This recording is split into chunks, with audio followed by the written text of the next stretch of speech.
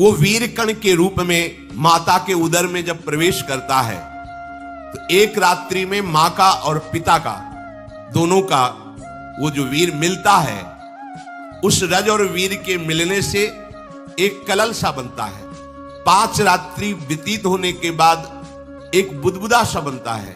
10 रात्रि व्यतीत होने के बाद एक बेर की सी आकृति होती है। फिर उसके बाद उसमें धीरे धीरे मांसपेशियां बढ़ने लगती हैं। 1 महीने में उसके सिर निकल आता है। 2 महीने में हाथ पांव अंगों का विभाग होता है। तीसरे महीने में नख रोम अस्थि चर्म स्त्री पुरुष के चिन्ह प्रकट हो जाते हैं। 4 महीने में मांसादि 7 धातुएं प्रकट हो जाती है। 5वें महीने में चेतना जागृत हो जाती है। जैसे अपने चेतना, ऐसे 5वें महीने में गर्भस्थ शिशु की चेतना जागृत हो गई। जीव है पर चेतना 5 महीने बाद मां के गर्भ में जागृत। अब उसे भूख लगती है, प्यास लगती है। वहां की तापमयी जलन, पीड़ा, छोटे छोटे कीड़ों के द्वारा काटना। 6ठे मास में झिल्ली से लपटा हुआ मां की दाहिनी कोख में कीड़े की तरह तड़पता है। उस समय माता को कड़वे और खट्टे पानी की लालसा होती है, जिससे उसके अंगों में जाकर भयंकर जलन होती है। यह है भोग। वो कृमि कीड़े की तरह तड़पता है।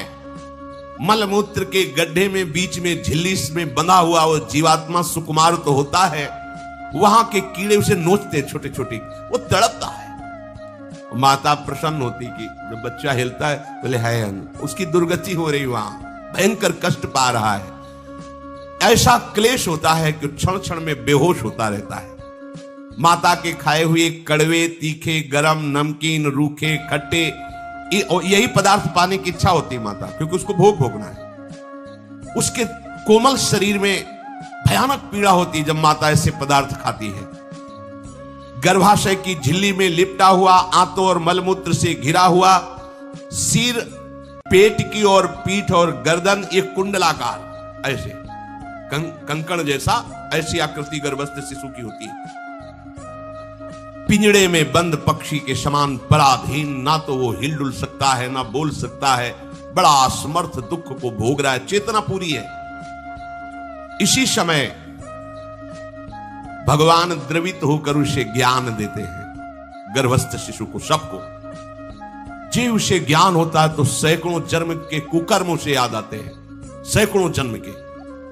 ओहो, ये मेरे कर्म का ही फल, मैंने ऐसे कर्म किए इसलिए दुख भोग रहा हूं। बेचैन हो जाता है, कैसे निपट पाऊंगा, सैकड़ों जन्म के कर्म जमा है। अब महान अशांति उसके हृदय में, उस शरीर में भयंकर पीड़ा। कुंडलाकार शरीर है, हिल भी नहीं सकता है, बस कीड़े काटते, बड़ी तड़पन, बड़ी जलन, भूख प्यास की जलन। अब एक और भयानक जलन हुई, उसे स्मरण हो जाता है कई जन्मों के, सैकड़ों जन्मों के पाप कर्मों का। 7वां महीना आरंभ हुआ कि ज्ञान का उन्मेष हो गया। अब प्रसूति वायु उसे चला रही है, तड़पता है वो। सप्त धातु में स्थूल शरीर से बंधा हुआ वो जीव भयभीत होकर के पुकारता है, अगर कोई भगवान है तो एक बार मुझे यहां से निकाल दे। वो विनय करता है भगवान से, कोई अगर भगवान है जिसने मुझे इस बंधन में डाला है, एक बार निकाल दे, यहां से जाके केवल भजन करूंगा। जीव कहता, जंतुर्वाच तस्योपशन्नमवितुम जगदिच्छयात् नाना तनोर्भुवि चलच्चरणारविंदम सोहम ब्रजामि शरणम रकुतो भयम में एने दृशी गतिरदर्श सतोनुरूपा। हे प्रभु, मैं बड़ा अधम हूं। ये ज्ञान भगवान की तरफ से गर्भस्थ शिशु को होता है। देखो, स्वयं वो इतना कष्ट पा रहा है, फिर जब आप गर्भ हत्या करते हैं तो आपका पाप कितना बड़ा होगा, सोचो। सब माताओं से विनय है, संयम से रहो, सावधान रहो। ये हत्या ऐसी नहीं कि तुम्हारे दान पुण्य से क्षमा हो जाएगी। ये जो भ्रूण हत्या है, गर्भ हत्या है, बहुत बड़ा पाप है। आप लोग अज्ञान के कारण इसको ध्यान नहीं देते, इसे खिलवाड़ समझते हो। कितना ज्ञान है। बेटी ही मां है, बेटी ही बहन है, बेटी ही पत्नी बनती है, बेटी ही किसी के जीवन को धारण करने वाली बनती है। और आपने गर्भ में देख लिया बेटी है, तुम स्वयं मां होकर उसका साथ दे रहे हो, उसका नष्ट करने के लिए। हमारी तो बात ही समझ में नहीं आती, क्या बुद्धि भ्रष्ट हो गई। अगर पुरुष का इतना महत्व है तो बेटियां ना हो तो तुम्हारी कौन सी गति होगी, सोचो जरा। जीना मुश्किल हो जाएगा तुम्हारा। तुम पुरुष किस काम के रह जाओगे। तुम्हारा अर्धांग काट दिया जाए तो तुम कैसे होगे। ये स्त्री स्वरूप अर्धांग है। जिस घर में एक मां बहन नहीं है, स्त्री स्वरूप नहीं, श्मशान जैसा वो होता है। ध्यान दीजिए, ये बहुत बड़ी गलती है जो अपनी बेटियों की हत्या करते हैं। ये वो पाप है जो अक्षम्य अपराध है। स्त्री हत्या करना शास्त्रों में बहुत बड़ा पाप कहा गया है। फिर वो तो बच्चा है, बिल्कुल नहीं। जिनसे हो गया है, श्रीमद् भागवत का सप्ताह मूल संस्कृत से सुनो और भगवान से प्रायश्चित प्रार्थना करो कि हे नाथ, भूल से गलती हो गई, दूसरा कोई उपाय नहीं। ध्यान से समझ लीजिए, तुम्हारे भ्रूण हत्या, गर्भ हत्या के पाप को नष्ट करने में एकमात्र श्रीमद् भागवत समर्थ है, दूसरा कोई नहीं। कोई दान पुण्य तीर्थ स्नान तुम्हें क्षमा नहीं कर पाएगा। यह ऐसा महापाप है। अगर हृदय में जलन करके और मूल संस्कृत के द्वारा पूरी 7 दिन में भागवत श्रवण की जाए नियम से, तो भागवत समर्थ है, इस हत्या के पाप से भी आपको मुक्त कर देगी। जिनके ऐसे हत्या हो गई हो करवा लो, नहीं तो बुद्धि आगे भ्रष्ट करके तुम्हें हरि गुरु से विमुख कर देगा।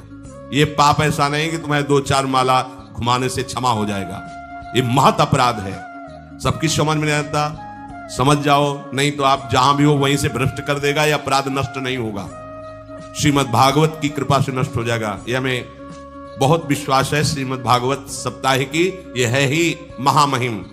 प्रेत योनि को प्राप्त धुंधकारी को सीधे भगवत पार्षद स्वरूप देकर परम पद में आरूढ़ कर दिया। केवल 7 दिन की मूल संस्कृत एक भी श्लोक नहीं छूटना चाहिए। अगर सप्ताहिकी का पारायण हो तो इस भ्रूण हत्या, गर्भ हत्या से भी निवृत्ति मिल जाए। अब वो जीव भगवान को पुकारता है, मैं बड़ा नीच अधम हूं। भगवान, आपने जो मुझे गति दिखाई है तो मेरे कर्म के अनुसार ही है, आपका इसमें कोई दोष नहीं। हम लोग जब कष्ट भुगते तो भगवान से कहते हैं हमने तुम्हारा क्या बिगाड़ा। भगवान ने नहीं बिगाड़ा, तू खुद देख क्या बिगाड़ लिया अपना। करो पापाचरण।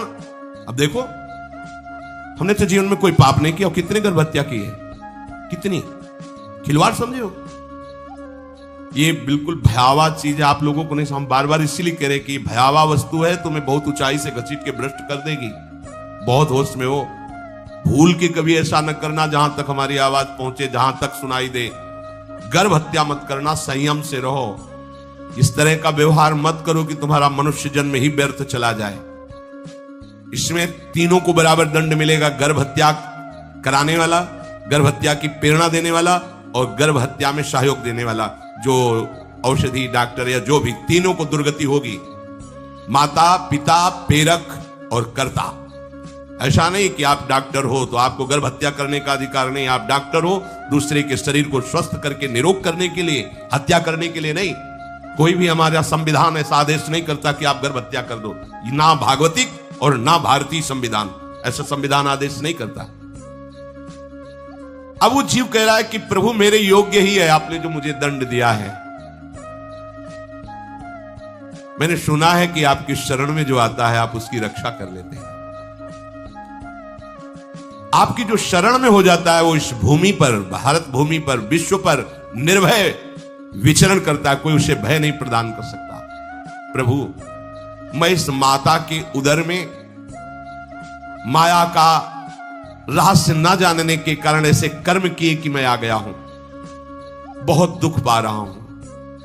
हे निर्विकार अखंड बोध स्वरूप परमात्मा, मैं बार बार नमस्कार करता हूं। प्रभु, मेरे ऊपर कृपा कर दो, एक बार इस गर्भ से निकाल दो। मैं यहां से बाहर जाकर आपका निरंतर भजन करूंगा। ये वादा करके आए हम प्रभु से। सब प्रभु ने करुणा करके हमें चांस दिया है मनुष्य शरीर। प्रभु, मैं बहुत जन्मों से इस समय स्मृति आ रही, देख रहा हूं कर्मों में भटकता रहा आपसे विमुख होकर के।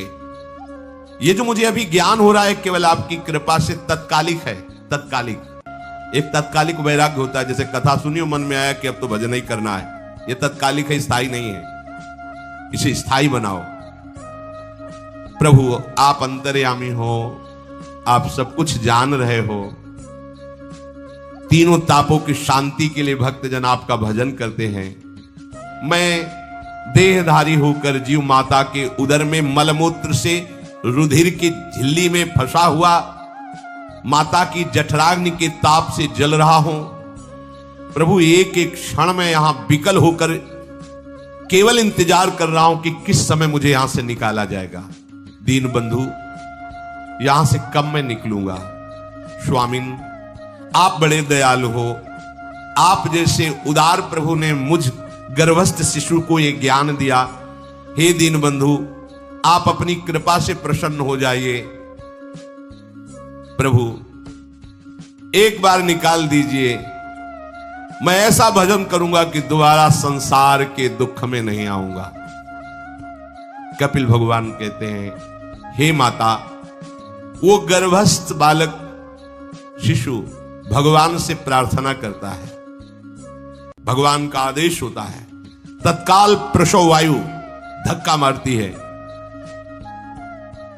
जे ही प्रसव वायु धक्का मारती तो उसको ऐसा भयंकर कष्ट होता है, जैसा पीछे लिखा है कि जैसे जिंदा किसी की चमड़ी उतारी जाए, ऐसा मां के गर्भ से निकलते समय उसे कष्ट होता है। वो अत्यंत कष्ट से व्याकुल होता है। उसी समय उसका वो ज्ञान नष्ट हो जाता है जो भगवान ने दिया था। उस समय उसकी श्वास की गति रुक जाती, जैसे किसी का गला दबा दिया जाए तो कैसा लगेगा। ऐसी ही पूरी की पूरी भागवती की स्मृति नष्ट हो गई। होश आया तब देखा कि वो बाहर पड़ा हुआ है, माता के उस मलमूत्र में सना हुआ बिष्ठे की कीड़े की तरह। गर्भवास में जो दिव्य ज्ञान प्रकट हुआ था भगवान की कृपा से, वो सब नष्ट हो गया। भूमि परत भा ढाबर पानी, तिम जीवे माया लपटानी। चेतन आई तो रोने लगा। वो ज्ञान कहां गया, वो ज्ञानदाता कहां गया। वो कहता कहां कहां, बोले थाली बजाओ, बच्चा हुआ है। और वो तो रो रहा है कि कहां, वो ज्ञान कहां गया जिसके बल से मैं कह रहा था कि बाहर निकाल दो, मैं आपका भजन करूंगा। सब खत्म ज्ञान। जो लोग उसका अभिप्राय नहीं समझते वो उत्सव मनाते हैं, बालक हुआ है, वो रो रहा है, वो कहां गया ज्ञान, कहां कहां कहां। छोटा बालक यही रोक कहता कहां। अभी जो ज्ञान उत्पन्न हुआ था, जो अभी भगवान का बोध हुआ था, वो कहां गया, कहां गया। घर परिवार के लोग उसका पालन पोषण करते रहते हैं, उसमें कोई निषेध करने की शक्ति नहीं हो रही। मच्छर काट रहा है, दुख हो रहा है, हटा नहीं सकता बालक। उस जीव को शिशु अवस्था में जब कपड़ों पे लिपेट कर इसे लिटाया जाता है तो इतना कोमल त्वचा होती कि कपड़े भी उसको, जैसे खुजलाहट है, पीड़ा है या जलन है, बिल्कुल कोमल त्वचा होती, कुछ नहीं कर सकता हो, पर रो सकता है। ना खुजलाने की, ना करवट बदलने की, ना उठने की कोई सामर्थ्य नहीं। बड़ा कष्ट पाता है बाल्यावस्था में, क्योंकि त्वचा बड़ी कोमल होती, दास मच्छर आदि जीव उसको काटते हैं। गर्भावस्था का कोई ज्ञान नहीं रहा, सिर्फ रोना ही रोना रह रहा। इस प्रकार उसकी बाल्यावस्था कटी, कौमार अवस्था आई, पौगंड अवस्था, इनमें वो खिलवाड़ में फंस गया। जैसे जैसे बड़ा होता जाता, चेतना, गुनगुना, ये कार, ये प्लास्टिक के ऐसे उनमें मगन है। देखो ना छोटे बच्चों को, अज्ञानवश इसकी ये अवस्था कट गई। बड़े भाग्यशाली ऐसे भी बच्चे हैं जो तुतला के बोलते, उनकी मैया कहती राधा बोलो, राधा। देखो ये सौभाग्य, प्रणाम है उन माताओं को जो अपने बच्चों को भगवान नाम बुलाती है कि आप बोलो, श्री हरिवंश बोलो, राधे राधे बोलो। धीरे धीरे उसकी युवा अवस्था पहुंची। इस समय उसके अंदर एक भूत सवार होता है, जवानी का भूत है, ये सबके सवार होता है। अगर मंत्र चल रहा है तो भूत नहीं चढ़ेगा, नाम चल रहा है तो भूत नहीं चढ़ेगा, नहीं तो भूत चढ़ जाता है। ये कुछ भी करवा सकता है भूत, भूत ही तो है ना।